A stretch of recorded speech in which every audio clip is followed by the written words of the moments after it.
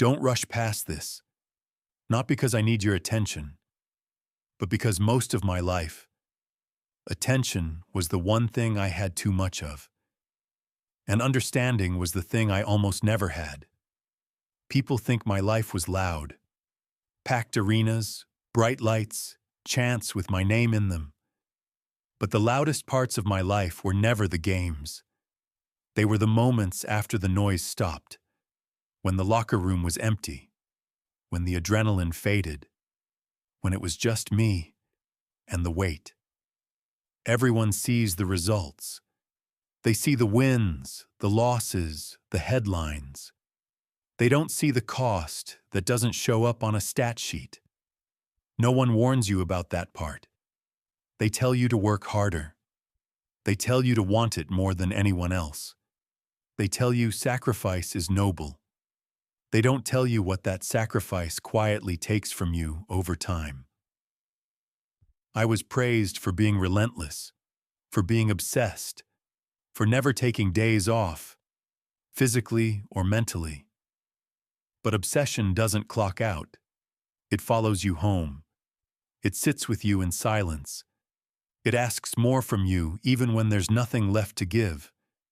There's a price you pay when you decide you won't be normal, when average is unacceptable, when rest feels like weakness. That price isn't paid all at once. It's taken slowly, in pieces, so slowly that you don't notice what's missing until it's gone. People assume pressure comes from the outside, from critics, from expectations. But the truth is, the heaviest pressure I ever felt was the one I put on myself. And once you build your identity around never stopping, you don't know how to exist any other way. That's where this story really starts. Not with basketball, not with championships, but with the cost of becoming someone the world admires, without ever asking whether that person can still rest, still breathe, still be human. Expectation doesn't arrive all at once.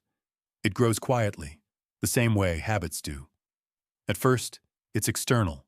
Coaches, teammates, fans, they expect effort, they expect focus. Then you deliver, again and again. And somewhere along the way, expectation changes direction. It stops coming from them, it starts coming from you. I didn't train because people were watching. I trained because I couldn't stand the idea of being unprepared, because the thought of regret scared me more than exhaustion ever did. Discipline became my language, the way I expressed respect, the way I proved commitment. If I showed up early, stayed late, ignored pain, ignored comfort, that meant I cared. At least that's what I told myself. But discipline has a shadow side. The more consistent you are, the less permission you give yourself to be human.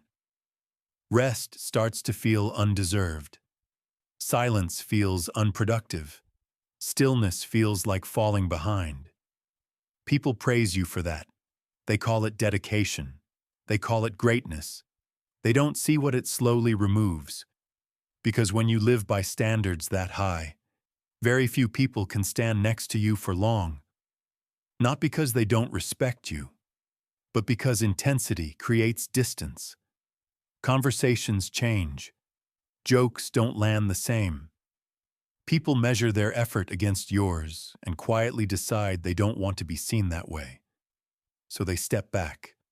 Not dramatically, just enough. And you don't chase them. Because chasing feels like distraction. And distraction feels like weakness. Isolation doesn't come from arrogance. It comes from focus that never relaxes. The room gets quieter, not empty, just quieter. And you tell yourself that's the price of commitment, that this is what it takes to be exceptional. You convince yourself that loneliness is temporary, that it will make sense later. But later keeps moving further away. And the more you succeed, the harder it becomes to admit that something essential is slowly slipping out of reach.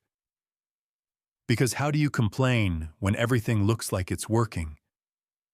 How do you explain emptiness when the scoreboard says you're winning? So you don't. You keep going.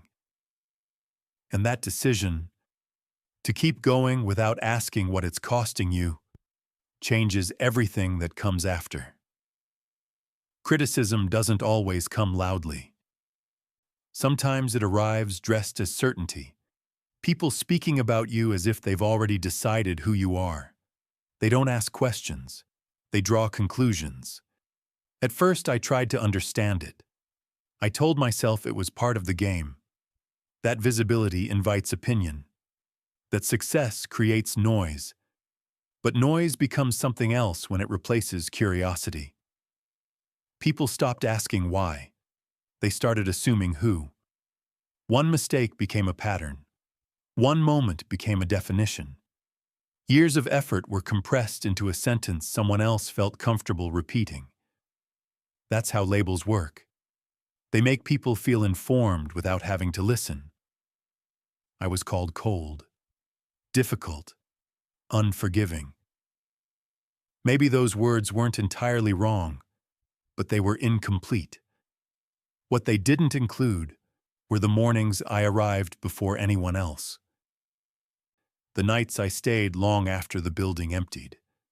The weight of knowing that if something failed, there would be no shared responsibility. Distance grew in subtle ways. Fewer conversations that weren't about performance. Fewer people willing to challenge me honestly. Silence where dialogue used to be. And silence has a way of making you doubt your own perception. You start replaying moments, wondering if you said too much or not enough. You consider explaining yourself, clarifying, softening the edges. But explanation is risky, because once people stop being curious, they stop hearing what doesn't confirm their story. So you learn to absorb it, not because it doesn't hurt, but because reacting would cost more energy than enduring quietly. The strange part is, the more distant people became, the more visible I looked. My name everywhere, my face everywhere, and still, something essential was missing. Being criticized at least acknowledges your existence. Being reduced to a label erases it. You stop being a person who evolves. You become an idea people react to. And when that happens, you realize the hardest part isn't being misunderstood by strangers. It's being misunderstood by people who once stood close enough to see the effort and chose not to anymore. That realization doesn't break you all at once. It settles in slowly, quietly, and once it does, you start moving through the world a little more guarded than before. Not angry, not bitter, just aware. Staying sounds heroic when people talk about it from the outside. It sounds like loyalty, commitment, strength. But staying doesn't feel heroic when you're the one doing it. It feels heavy. It feels repetitive. It feels necessary. I stayed because leaving would have meant questioning everything I believed about myself, and I wasn't ready to do that. Responsibility doesn't announce itself either. It just shows up one day and never really leaves. When things went wrong, there was no one else to absorb the blame. When things went right, the weight didn't get lighter. It just got quieter. Injury changes your relationship with your body. Pain stops being an event. It becomes background noise. You wake up already tired. You warm up already sore. You learn the difference between pain you can work through and pain you have to ignore. People see you play. They don't see the calculations. How much today will cost tomorrow? What part of yourself you'll have to borrow from the future just to show up now? I told myself this was the price of standards. That consistency demanded sacrifice. That discomfort was proof of seriousness. So I stayed. On days when rest would have been smarter. on nights when stopping would have been healthier. Staying meant missing things, moments you don't get back, conversations that don't happen, versions of yourself that don't get explored. But leaving felt worse, because leaving would have meant admitting that effort had limits I didn't want to acknowledge. Over time, the body remembers what the mind tries to ignore. The recovery takes longer. The silence after games feels heavier, and you start to realize something unsettling. Staying isn't just about enduring pain. It's about carrying it quietly so no one else has to.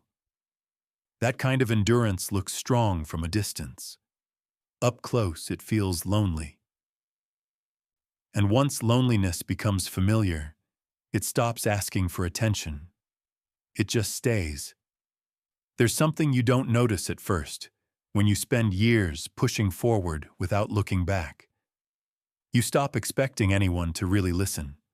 Not because people are cruel, but because most of them are busy. Busy reacting, busy projecting, busy turning lives they don't live into opinions they feel entitled to have. So you adjust. You speak less. You explain less. You carry more. And then there's this moment, quiet, almost unremarkable, when you realize someone stayed. Not to analyze you, not to defend you, not to reduce you to a headline. Just stayed. If you're listening to this, that's already something rare. You didn't need highlights. You didn't need certainty. You didn't need a version of me that fits neatly into a story. You chose presence over judgment, and presence, I learned, is heavier than applause. Applause fades quickly. Presence lingers. It doesn't demand performance. It doesn't ask you to be consistent for the sake of comfort. It allows contradiction. It allows fatigue. I didn't need to be understood perfectly. I just needed to not be abandoned the moment things got uncomfortable. That's what staying really means. Not agreement, not admiration, but refusing to turn away. And when someone does that, even quietly, it creates a shift. Not a solution, not relief, just enough space to breathe again. Enough space to remember that the cost you've been paying wasn't invisible, that the effort didn't disappear into nothing. I won't ask you for anything.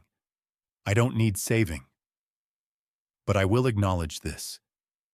In a world that moves on quickly, attention is deliberate. And right now, you're here. That matters more than you think. Doubt doesn't arrive as panic. It arrives as questions that don't ask to be answered. They show up when the noise fades, when the schedule loosens, when there's finally space to feel what you've been postponing. I used to believe clarity would come with time, that if I worked long enough, endured enough, the meaning would eventually organize itself. But some questions don't resolve. They linger. Was I asking too much of myself? Or not enough? Were my standards necessary? Or were they armor I never learned how to take off? I replayed moments, not to change them, just to understand what they cost. The strange thing about doubt is that it doesn't weaken discipline. It weakens certainty. You can still show up. You can still perform. But the internal justification starts to thin, and when certainty fades, silence gets louder. You notice how often people speak about commitment without wanting to carry it.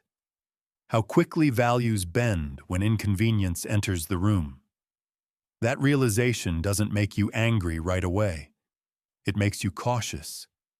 You begin measuring words. Not because you're afraid of honesty, but because you've seen how easily honesty can be repurposed. Living without resolution is uncomfortable. There's no clean conclusion to lean on, no lesson to wrap things up, just awareness. Awareness that staying exacts a price. Awareness that leaving would have exacted one too. So you exist in between. still moving, still carrying. Not because everything makes sense, but because stopping would feel dishonest to the version of yourself that chose this path in the first place. That's the part people don't see. The part where strength isn't loud. It's patient. And patience, when stretched long enough, feels almost like faith. Not faith in outcomes. Faith in the act of continuing even when the answers don't come. Hope doesn't arrive the way people expect it to. It doesn't interrupt. It doesn't convince. It doesn't make promises. It sits quietly, usually after disappointment, usually when you're tired enough to stop pretending you're unaffected. For a long time, I thought hope was tied to results. Winning, proving something, reaching a finish line that would finally justify the cost. But hope doesn't live there. It lives in smaller moments. Moments where nothing is being achieved. Nothing is being measured. Like knowing someone stayed without needing an explanation. Staying isn't dramatic. It doesn't trend. It doesn't announce itself. It's choosing presence when leaving would be easier. And that choice, repeated quietly, is what keeps meaning intact. I've learned that being strong for too long creates a different kind of exhaustion. Not physical, existential. The kind where you start wondering whether resilience has slowly turned into isolation. But isolation isn't the end of the story. Not if you notice it. Not if you allow it to soften instead of harden you. Hope for me isn't about being admired again. It's about being seen without being simplified. It's about believing that attention doesn't have to be transactional, that listening can exist without demand. If you've ever stayed somewhere longer than you should have, in a role, in a relationship, in an expectation, then you already understand this. Different lives, same tension. And if you're still listening, that tells me something. Not about loyalty, not about agreement, but about your willingness to remain open in a world that teaches people to disengage quickly. That kind of openness isn't naive, it's deliberate. And deliberateness, in the long run, is what gives endurance its meaning. There isn't a clean way to end a story like this, because nothing about it ended cleanly. Life doesn't resolve itself just because enough time passes. Some things don't close. They soften. They change shape. And you learn how to carry them differently. I used to think endurance meant pushing until something broke. Usually yourself. I thought that was the cost of wanting more than what was offered easily. But endurance, real endurance, is quieter than that. It's learning when to hold on and when to loosen your grip. Not because you stopped caring, but because caring without pause eventually takes everything. There are still days when the weight shows up unexpectedly, in moments that should feel light, in victories that feel quieter than you imagined. And that's okay, because meaning was never supposed to be loud. It was supposed to last. If you're still here, still listening, still allowing this space to exist without rushing it, then maybe this was never about my story alone. Maybe it's about recognizing something familiar in a life that looks nothing like yours from the outside. The pressure to keep going. The exhaustion of being misunderstood. The strange grief that comes from being strong for longer than anyone noticed. You don't need to fix that tonight. You don't need to explain it. You don't need to justify why certain weights still feel heavy. Sometimes the most honest thing you can do is stay present without demanding resolution. That's what this is. Not a conclusion. Not a lesson. Not a farewell. Just a moment where nothing needs to be proven. Where effort is acknowledged. Where silence isn't empty. And where staying, even quietly, is enough.